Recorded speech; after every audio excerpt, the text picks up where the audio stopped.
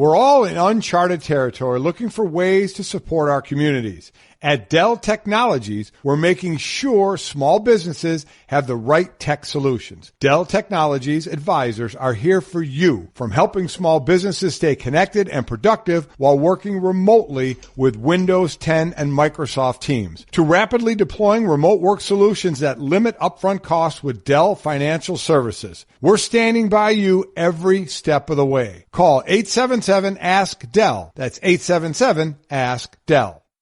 The Best of Golic and Wingo podcast is presented by Capital One. This is Banking Reimagined. Hope your Monday's off to a good start. Golic and Wingo with you, ESPN Radio, ESPN2. We are presented by Progressive Insurance. Mike Golic Jr., Trey Wingo here with you. So we've got actual sports coming up this May. We've got an MMA fight over the weekend. We have the NASCAR races coming up 7 and 11 days at those two tracks. And we're still trying to figure out how the NBA comes back, how the NHL comes back, and how baseball begins. But we certainly, it seemed over the last week or so, felt like maybe there's a little more optimism than we thought previously about the plan. We heard from Jeff Passan basically saying, you know what, there will be baseball play this year. It's just a matter of when and how. Yeah. So we're getting through that. And while we had sort of that pause, we did have something to fill that void for baseball, and it was a virtual tournament. Yeah, it was. Listen, like NASCAR was doing with the iRacing. Remember that first time they did it? They had 903,000 people watching. So MLB show, the Players Tournament, was fun to watch. Absolutely, and the winner of that was Blake Snell, the pitcher who won the MLB Show Players Tournament, and That's Nuts is brought to you by California Almonds with 6 grams of natural protein.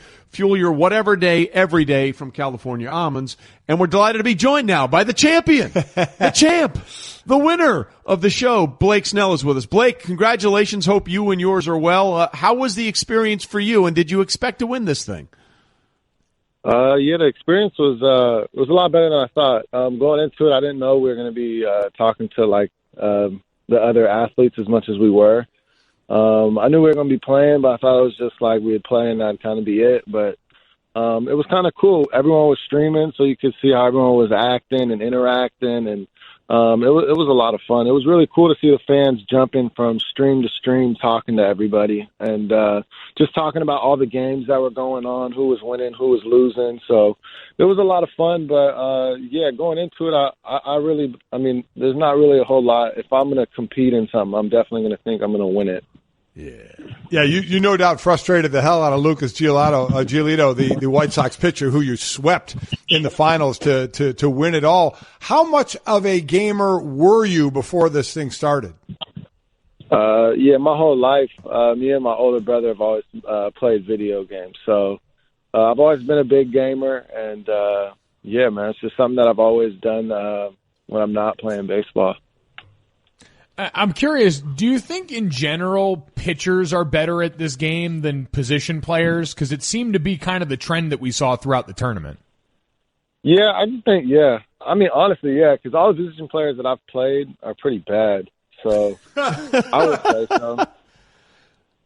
It's interesting to just look at it like that way, and the guys that we've talked to, and so now I guess coming off of this, as you've seen an event like that, was it a sort of a relief of what had been going on, or did it make you think more about what you guys were missing and not being out on the field?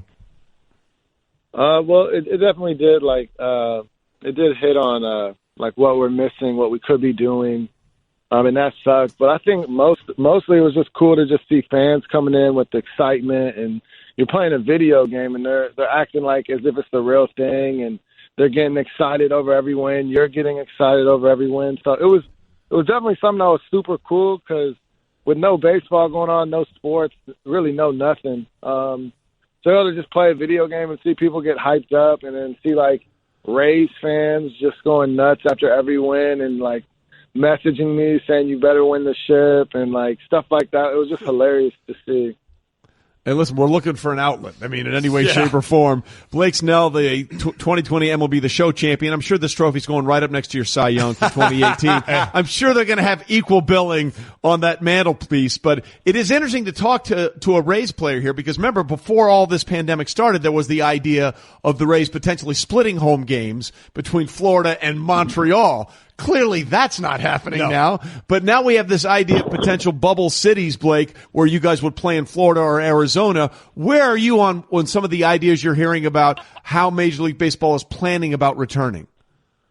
Yeah, I mean, the only thing I was, like, worried about, like, I don't really care where we play. We could play – I don't care where. We can play in Antarctica. I don't care. I just want to play.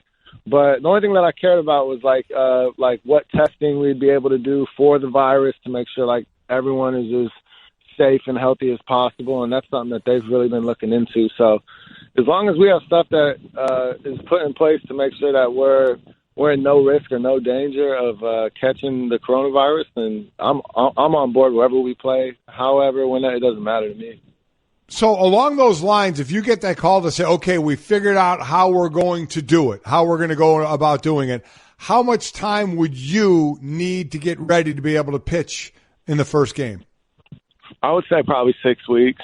I think it would be sped up to where pitchers just need to get built up to like 3 innings, and we'll just have a lot more pitchers and players to play the games. But yeah, I would say 6 weeks. I mean, I'm doing everything I can to just stay in shape and be as ready as I can be, but I still think it takes 6 weeks to get ready. Rays pitcher Blake Snell with us here on Golic and Wingo. Ray, so I just want to be clear, Blake, in looking at this, you mentioned the testing and that being an important part.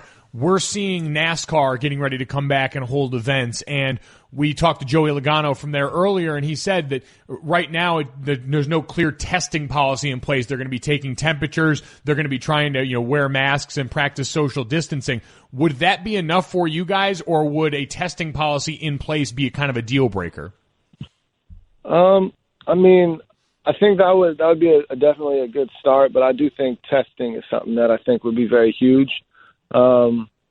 Especially at least to start it off, to make sure everyone's good, and then where are people staying? How do I know who they're with? Like, it's super hard to trust everyone and know that they're going to be as committed to staying away from people and just being as healthy as they can be. So I don't know. I think testing is huge for me personally, but and also where players are staying, who they're around, because you don't know if they're hanging out with a lot of people or not. So for me, I haven't left the house one time. Everything has been brought into me. I don't really hang out with nobody. So I've taken it really serious. So for me, I would just hope that all the players would be taking it that serious, so no one has the chance to get it or for it to spread, because if one person gets it, doesn't know, then everyone is going to get it. Yeah, Blake Snell with us, MLB The Show champion 2020, Rays pitcher 2018, AL Cy Young winner. So with that in mind, how much as a union have the players sort of talked to their representatives about what they're thinking about what the owners are thinking? Because there's two sides to this that they have to come to some sort of an agreement, right? How much of communication have the players had with the union side to make sure that their concerns are being represented well? I would say a lot. We have our team has a group chat, and we talk pretty frequently about it. So I would say a lot, and everyone's concerns have been heard, and they're talking about it. And I think that's why it's been such a long discussion between the union and MLB. And I mean, everyone's been voicing their opinion, and everyone's been really, really strong about what they want. So I know MLB is going to do their best to make sure everything is met and we're as safe as we can possibly be. And if that's the case, then hopefully baseball comes back sooner. And but yeah, I know all the players have been really, really vocal about what they want. And, I think it's just helping MLB have a better understanding for what they're going to need to do to be able to get this to start. All right, Blake, let's finish it back up with your championship. Throughout this tournament, we've had Tommy Kahnle on, the pitcher from the Yankees, who basically was getting smoked, especially early on in this thing. But he said he was actually more into Madden, and his main game was Call of Duty. That was his big game. Is MLB Show your game, or are there other games that you play that you're more interested in? I mean, MLB Show, it's my first time really playing it, honestly. But when I play a game, I try to go all in and make sure, like, I'm the best. That's, like, my goal. I can't just, like, just kind of be good at it. But my main game is Call of Duty for sure. So, yeah. But I've played Madden. I've played NBA 2K, FIFA. I play them all. For this, when this started, it was MLB The Show for however long. But now I'm on Call of Duty every day.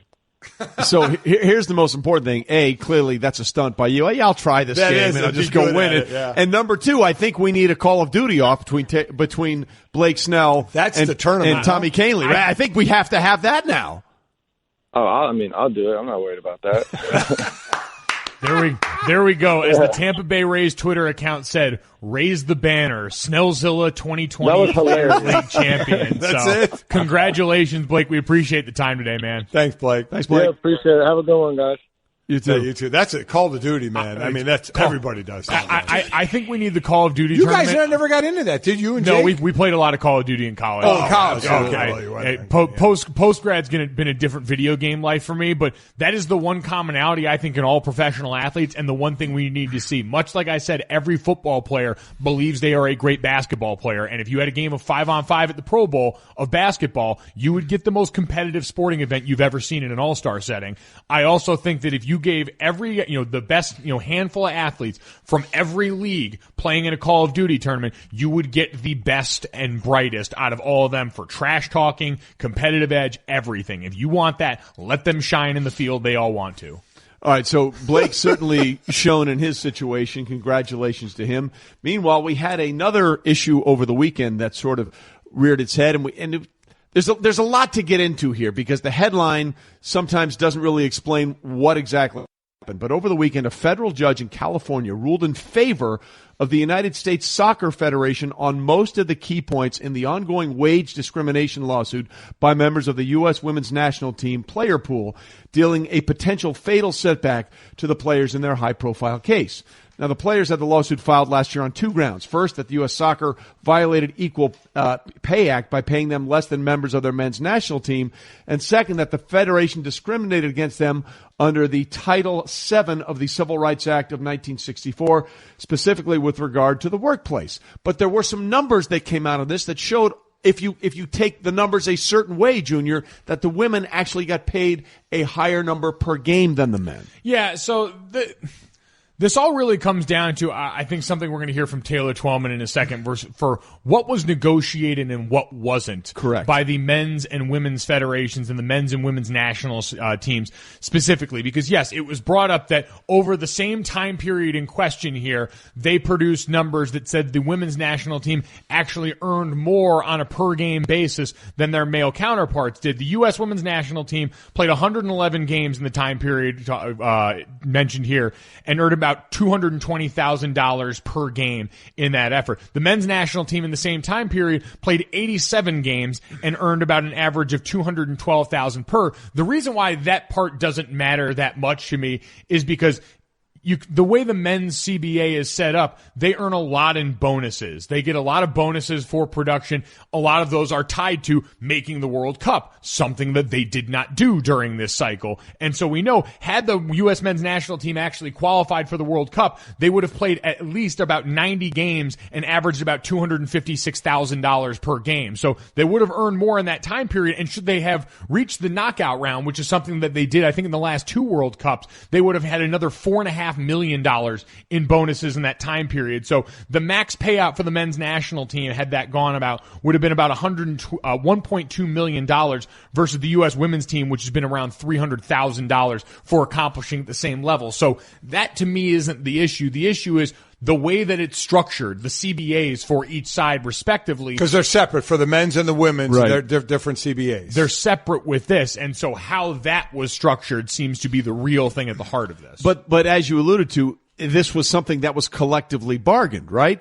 So we've gone back to this so many other times in so many instances. I mean, the first thing that comes to mind is the deflation sensation with the Patriots. I think you could look at the science and said there really was nothing that could prove equivocally that this happened because of the temperature and all that kind of stuff. But at the end of the day, the NFL's fallback position was, okay, fine, but we're allowed to do it because you gave us this power.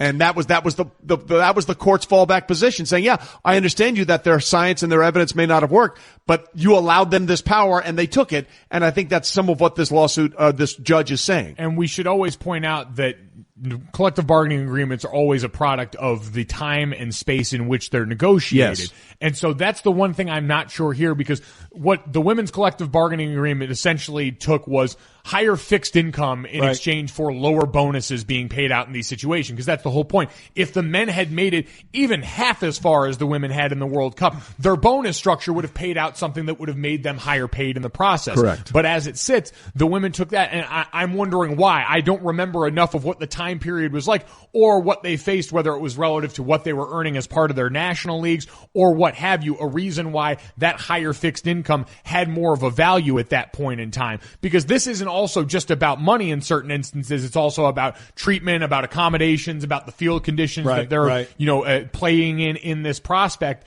and how all of this relates to that, and how it relates to the World Cup, because that's beholden to a different governing body in FIFA as opposed to just the U.S. Soccer Federation. Well, and that's something that Taylor Twellman, who was our official soccer guru, and we love him for it, brought up on game night, that one of the issues that the women are also dealing with is a major discrepancy, not only what they perceive with the U.S. National Soccer Federation, but also in how FIFA handles the situation for the Men's World Cup as opposed to the women's.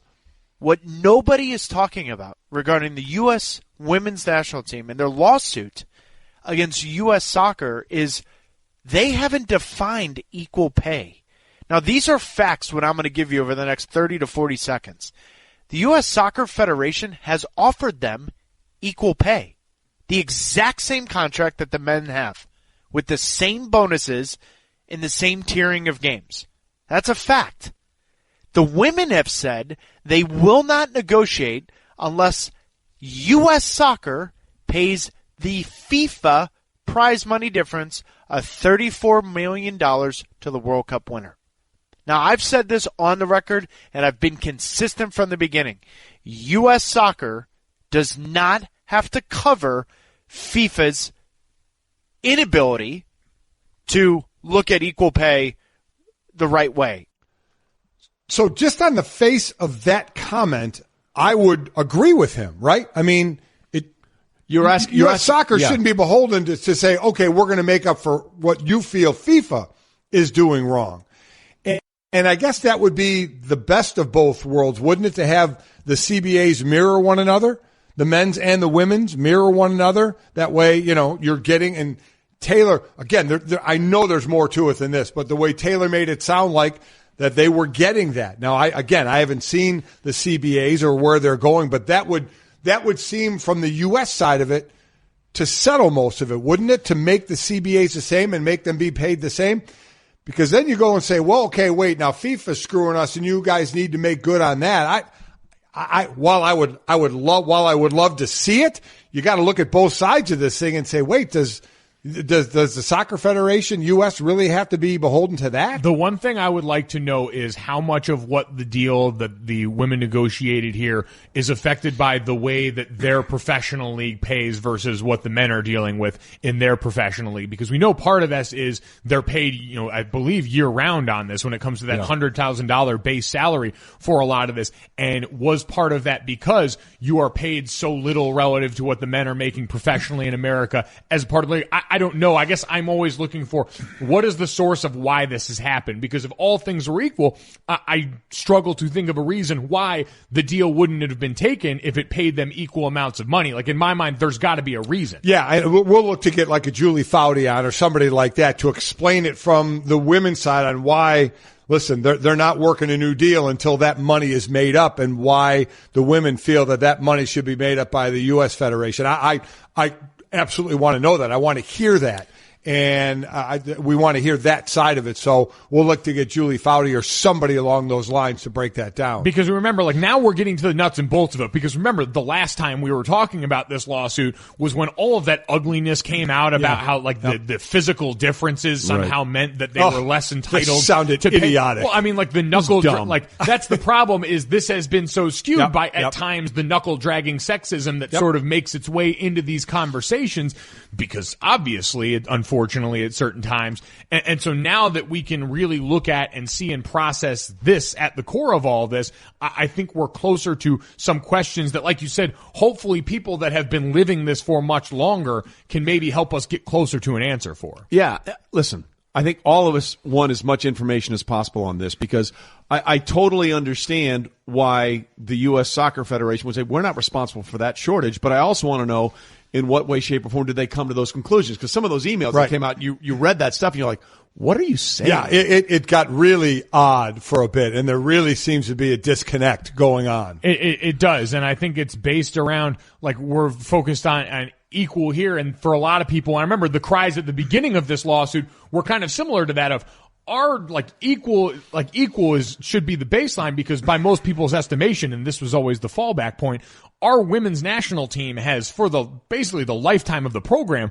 accomplished so much more than our men's program. It's not even, quite frankly, close or comparable. And so I think that's kind of the cognitive dissonance for a lot of people. Yeah, we'll try and get Julie on later on this week in a little explanation, because it does seem like there's data here. If you look at one thing, okay, I understand that, but what does that really mean in relation to everything else? There are a lot of numbers here that can be used to your advantage. Correct. Right? And spun your way, and I want to know who's doing what and what that real if that truly what Taylor Twellman said, I want to ask Julie or somebody, why should the US Federation be on the hook for something FIFA did? Right. I mean, because creative accounting is a part of a lot of businesses, right? Oh, no, we lost money on that film, and then you find all this put over somewhere else. And again, I'm all for them making all the money they possibly can. Don't get me wrong. They've earned it. They've earned it in every way, shape, or form by being the best on the field, on the pitch, when it mattered most. Golic and Wingo is presented by Progressive Insurance, protecting your business with specialized coverages for your commercial vehicles.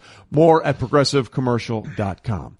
Coming up, how much did Michael Jordan change the NBA in the 90s, and how much did everybody that played in the 90s really not like the Detroit Pistons? We'll get to all of that after this. Support for the Best of Golic and Wingo podcast comes from our friends at Rocket Mortgage by Quicken Loans. Home today is so much more than it was yesterday, but at Rocket Mortgage, home is still all about you. During these challenging times, the top priority at Rocket Mortgage is the health and safety of the communities they serve. If you need mortgage assistance, their team is available 24/7 to answer questions and offer solutions. Whether that means saving money on your mortgage or finding a new way to navigate payments. From their home to yours, the team at Rocket Mortgage is with you. Visit rocketmortgage.com/Golic to learn more. Call for cost information and conditions. Equal housing lender, licensed in all 50 states. NMLSconsumeraccess.org, number 3030. Brought to you by Capital One. You know how it feels when you've saved enough for that long-awaited home edition? Now, imagine saving enough for an edition on that edition. That's the feeling with Capital One, where a new savings account earns 5 times the national average. Capital One is helping you earn more towards your savings goals. This is Banking Reimagined. What's in your wallet? Capital One N.A., member FDIC. I think at some point this week we should do an entire segment on Charles Barkley's pronunciation of Larry and Bird's name. Lara Bird. Yeah. Lara Bird. He was on that team. Golic and Wingo with you, ESPN Radio, ESPN2, presented by Progressive Insurance. Mike Golic Jr., Trey Wingo here with you. So we learned several things from The Last Dance, episodes 5 and 6 on Sunday night. One, Michael Jordan really wanted to go to Adidas. Instead, his mom convinced him to take the Nike meeting, and both were very happy that worked out. Again, people understand, he was not going to fly to Nike and take the meeting. His mother said, you're going there, and you're taking the meeting with them. Yep. And, I mean, wow. I mean, think of the first 2 big campaigns for Nike. Yeah. Obviously, Jordan, and then Bo Knows. Yeah. A little later that decade. Worked out well. Absolutely incredible how they were a little known place and the 2 things they hit it out of the park with. The other thing we learned, clearly there was a gambling situation. Again, if you're writing a check to a golfer whose nickname is Slim, that's on you. Never bet with a golfer whose nickname is Slim. That's just a problem. You didn't golf that well that day. Exactly. And number 3, everybody hated the Pistons. Yeah. And for more on that, let's bring in our guy who played in that era, our NBA analyst and one of the great mullet wearers of all time when he played, our Timmy Legler. Tim, good morning. Hope you and your family are safe, but it's pretty clear as we're watching these episodes about the Dream Team and who wasn't and wasn't on there, that it wasn't just Michael, although it was a lot of Michael, but a lot of players weren't cool with the idea of Isiah Thomas being on that Dream Team. Yeah, for sure. Good morning, gentlemen. Yeah, you're 100% right. And you know, I've commented on this before that there are ramifications, right, to being part of a team that is viewed the way that Pistons team was viewed. So, and that is it. You know, they played a certain way because they felt like that was their best chance based on their personnel to be able to, you know, reach their peak and win championships, and they did it twice. But having become that team and adopted that personality, you now are going to face some consequences. And for Isiah Thomas, that was the consequence. And whether Michael Jordan, you know, specifically said his name, and it sounds like he didn't, based on what Rod Thornus had to say, based on what Michael Jordan said in the documentary, he never specifically singled Isiah Thomas out and said, hey, he's on the team, I'm not. But he made it very clear by asking who is going to be on the team. He made it clear how he felt, and there were other guys on that team that felt that way. And I think the dynamic and the chemistry would have changed if Isiah had been on it. Clearly, he was talented enough and should have had a place on the team based on talent. But there are things associated with that team that Isiah Thomas carried with him that prevented that from happening. And I don't think there's any way around it, regardless of whether Michael Jordan actually, you know, uttered that sentence to Rod Thorne. Everybody understood it. That was the dynamic around the Pistons at the time, and the dynamic between Michael Jordan and Isiah Thomas. So then I asked this question about the Pistons, and then we saw some of the Bulls and the Knicks playing that physical ball as well. Because we talk a lot about the style of play today and the style of play back then, how you didn't drive the lane, you ended up on the ground. The way it's explained sometimes, is it overblown? Was there just a couple of teams that really, really played that way, or was really that prevalent in the entire league? The league was definitely, you know, you saw more of that league-wide. Obviously, that was the nature of defense in the NBA. It's just that the Detroit Pistons and then the Knicks in the mid-'90s, and I would even say the Pistons were probably on a different level all by themselves in terms of the number of plays that would now, I think, or in any era, be deemed dangerous. I mean, I think that's the difference we're talking about here. It's one thing to be physical, and the league was physical, and it was much harder to get to the rim, and you know you were going to get hit, you were going to get put on your back more often because you didn't have to worry about replay where refs are going over and taking a look at it. You know, you got one look at it in real time if you were an official. And if a guy ended up on his back, most likely that was going to be 2 free throws, no flagrant, no suspension, no replay where you could eject a guy. You weren't going to have any of that. So the league definitely had a defensive concept that was more in line with what you're watching.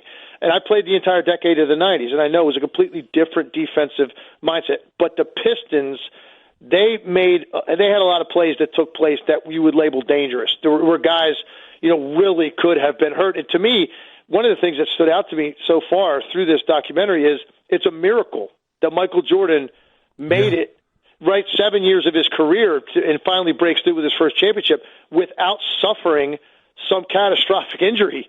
It really is because they were coming with bad intention, and they've said it. Look, we're going to get to him before he takes off. We're not giving him a chance. And to do that against a player that athletic, that strong, that quick, that means you're going to have to come. You're going to have to make sure he is hit hard and he is wrapped up.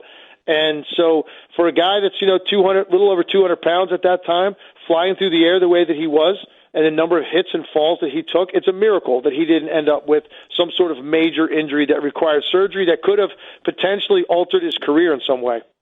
Talking to Tim Legler, our ESPN NBA analyst and former NBA player here on Golic and Wingo. And Tim, I guess from that incredible feat on the court to some of the off-the-court things that were discussed last night in the documentary and Michael Jordan's gambling, for lack of a better term. I won't label it a problem or not, although that was some of the discussion. I guess I'm just curious because we hear about how much gambling tends to go on in pro locker rooms in general. Was it in particular with Michael Jordan something that was a topic of conversation around the league that anyone else really discussed? No, not in reference to Michael Jordan. I mean, look, it was a different time. I mean, I was on a lot of charters, and when I played in the league in the 90s, where I saw a lot of money get exchanged in card games. Like, that was just the way of the world. I love the story that Paxson or Purdue was telling. Purdue, how they blackjack. Yeah, they were playing blackjack for $1 a hand, and they were playing for a completely different level of the other end with Harper and Michael Jordan, those guys, and Scotty. And so then Michael would want to come back and play with their $1 a hand games just because he was so addicted to just playing. He just wanted to play, and he said, I want your money in my pocket. That was very common of what was going on NBA flights and hotel rooms. I mean, pitching quarters. I played a lot of. I was involved in a lot of those games myself, man. Hotel rooms on the road. That was the game that you were playing. You saw some of that with Michael having fun with the security guys and trying to get the quarter closest to the wall. And then the card games on the planes. I mean, I played on teams where they would keep like a little, almost like a journal for if you're on a 10-day trip, and it was almost like a ledger, like an accountant would carry around for the money that was changing hands in card games every time you got on the charter. So in terms of did people specifically talk about Michael Jordan and gambling? No, because it was a lot of guys around the league that were gambling and playing cards, and I didn't see anything that blew me away. And certainly you're talking about a different level financially with Michael Jordan and what he was able to afford and what he wanted to do. But no, it never came up one time because it wasn't like it would have been an outlier that Michael Jordan's playing in some high stakes card games. I think there were a lot of guys doing it. Legs. Not only that, but the other thing I took away from this is that Michael was going to do whatever it took for him to get a psychological edge, whether it was Clyde Drexler can't be compared to me, or Charles Barkley may be the MVP, but he's not me, or Jerry Krause is thinking Tony Kukoc is the next me. He ain't me. He ain't Pippen. Whatever he felt like he needed, he was going to use that to get that ultimate edge and then just dog that guy whenever he was playing him. Yeah, that's a great point. It did stand out. He also made a comment. I guess he did the same thing with Dan Marley. Where, he said that with Marley, a great defensive player. Marley was a stopper, and so that offended him. He took that personally as an offense. As an insult to him. Same thing with Drexler. And even Barkley said, I was really ticked off that he got the MVP that year. I thought that should have been mine. So that was motivation. The thing that's so great about him is, so that's I think is a common theme with athletes that are the top of their field and all-time greats. They are constantly challenging themselves, and they are addicted to competing, and they hate losing even more than they love winning. But the other thing that makes him so special, and I was reminded of it watching this doc, and I lived that era, and I played against those teams, but you forget sometimes, he never let you down, man. He never disappointed when he had to have a big moment. I mean, he just never disappointed. He did not have a bad game at a time when they critically needed it.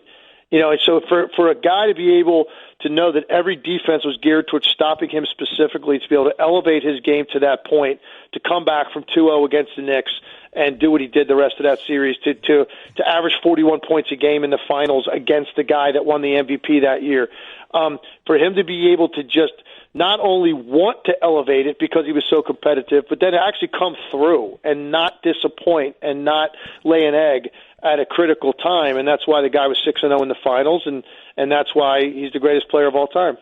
Yeah, it's one thing to want it, it's nothing to execute it, and he did both of those to perfection. Legs, always good to talk to you, my friend. Hope you and yours are well and safe. Everybody's great. Talk to you soon, boys. Thanks, right, Legs. buddy. Appreciate it. Listen, watching that last night, talking to Marcus Spears early and then Legs, I just have been sitting here thinking about the card games I played on the flights. Boo-Ray was the game. And the biggest pot I think I was ever involved in was $12,000, of which there was no way I was, unless I had I had the perfect, Boo-Ray, you get the 5 cards and you get what the trump is, what the suit is, and you go from there basically. I would have had to have, the ace of something, of the trump, because then you have to hold your cards out and you count to 3 and you either drop your cards and you're out. If you hold on to them, you're in. And if you're in, you can win or you can lose, and double the pots and the whole deal. And this pot got to $12,000. I wasn't in it. It didn't stay in it. I didn't have a good enough hand, but oh my God, it can be nerve wracking, and you pay up. Yeah. I mean, you get till that next week at some point in the locker room to pay up, or you're not allowed to play anymore. I mean, one of those famous Boo-Ray games was in the NBA. Gilbert Arenas and Javaris Critton. Well, yeah, that involved guns. Of course, kids in jail now. By the way, speaking of paying up, Tax time. Attention, SSI recipients. If you did not file a tax return last year and have children under 17, you must act now to get the $500 economic impact payment per child. If you do not act by May 5th, you must wait until next year to get those payments. Go to irs.gov and enter your information in the non-filer tool by May 5th. That's irs.gov. This message produced by Social Security at U.S. taxpayer expense. Well done. Hey, nicely done on your part. Coming up, how a horse from the 70s and a brand from the 80s may have won the weekend in 2020. Yep, that's where we are, folks. We'll get to that. Currently, we're all living in a time of uncertainty. But one thing that these last few weeks have made crystal clear is that we all need to look out for each other and come together to protect the things we care about, including the planet we all share. That's why Allbirds is on a mission to leave the planet in better shape than they found it. Allbirds makes shoes from premium renewable materials, and they just announced the carbon emissions for all of their products before they offset them to zero. Allbirds will be listing the carbon footprint on all shoes moving forward, just like nutrition labels on food, but for your closet. Their shoes' average carbon footprint per product is equal to running 5 loads in the dryer or driving 19 miles in a car. They're committed to lowering their shoes' environmental impact over time, so they leave a better kind of footprint. Allbirds knows we can create a more sustainable future, but only if we hold ourselves accountable. With Allbirds, feel confident knowing you're wearing a shoe that's doing right by your feet and the planet. Learn more about their sustainable practices and find your pair at allbirds.com today. Trade pros. Whether you specialize in service or new construction, Ferguson knows firsthand how much work goes into a long day on the job, which is why we're committed to offering the products and solutions to get every job done right. With over 1,000 locations, an unmatched selection of specialty products, tools, and supplies, our pro pickup and same or next day delivery, you can trust that doing business with Ferguson will be the easiest part of your hard day's work. Visit Ferguson.com to find a counter location near you.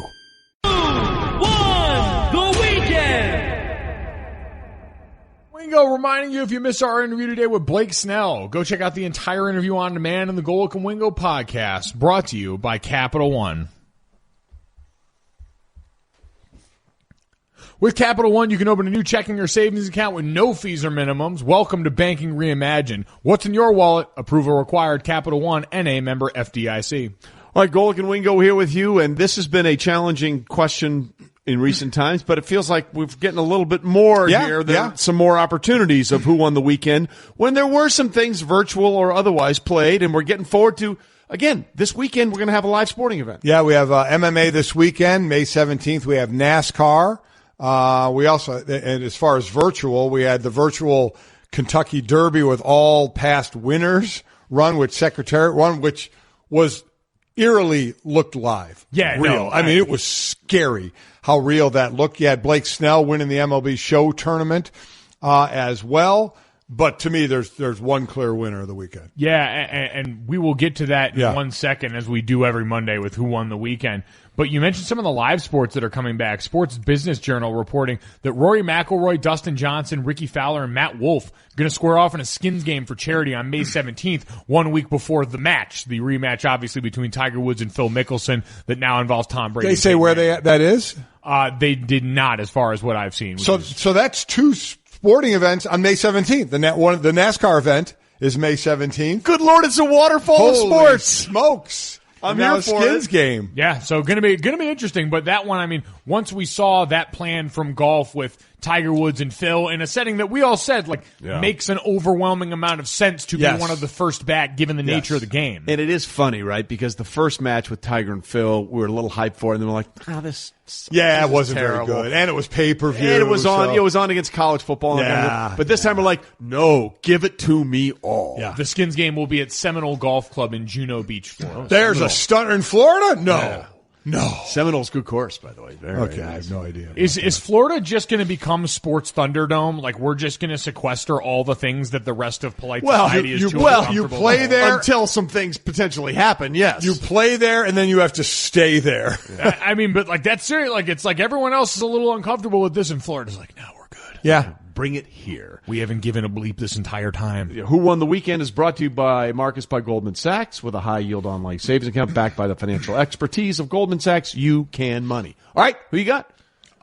Listen. So, like you said, you brought up Blake Snell, some of the others, like Secretariat, even being in the running for winning the weekend in 2020. A virtual Secretariat. Terrifying. Yeah. William Byron won another virtual race, his third and fourth. Yeah, attempts. good for him. How about that? Huh? Andy Dalton's a Cowboy now. Like, he gets to go back home, which is, a great thing for him. And certainly jarring, right? Like, Andy Dalton's kind of been like the aw shucks, like, he plays for the Bengals. He's very non-threatening. And now he plays for, by most people's estimation, like, forget America's team, like the evil empire of the NFL, right?